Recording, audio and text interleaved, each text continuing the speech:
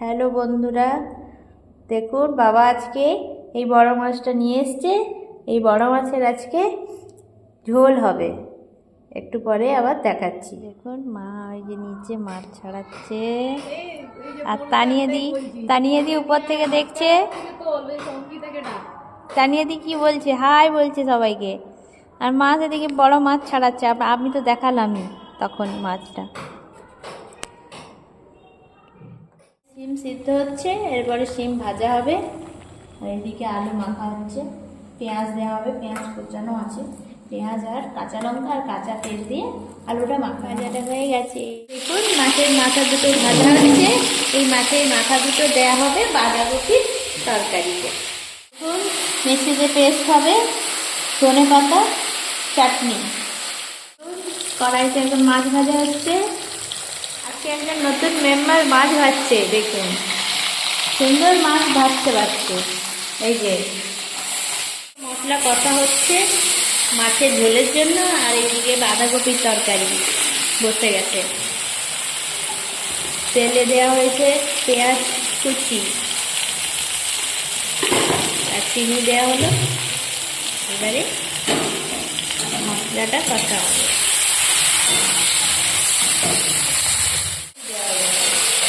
বাঁধাকপির তরকারিতে আর আলু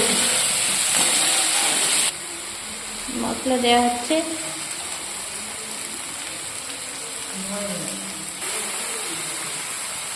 লঙ্কা গুঁড়ি, হলুদ গুঁড়ি আর ধনে গুঁড়ি দেওয়া হলো। মশলাটা কষার পর জল দিলাম মাছের ঝোলের জন্য। এক কড়াই বেশি বাঁধাকপি বসে গেছে, দেখুন বাঁধাকপির তরকারি এখানে বসে গেছে, মশলাটা কষা হয়ে গেছে। এবারে বাঁধাকপিটা দেওয়া হচ্ছে, মাছ দেওয়া হচ্ছে, মাছের ঝোলটা হয়ে গেছে। একে একে সব মাছ দেওয়া হচ্ছে। মাছের ঝোল দেখুন কালারটা কি সুন্দর এসছে, লাল লাল। বাঁধাকপিতে মাছের মাথা দেওয়া হচ্ছে,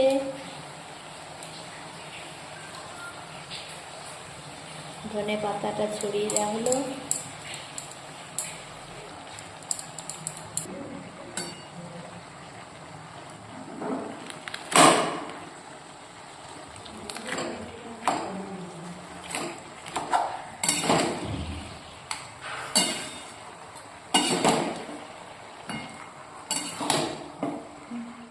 বাঁধাকপির তরকারি কমপ্লিট দেখুন।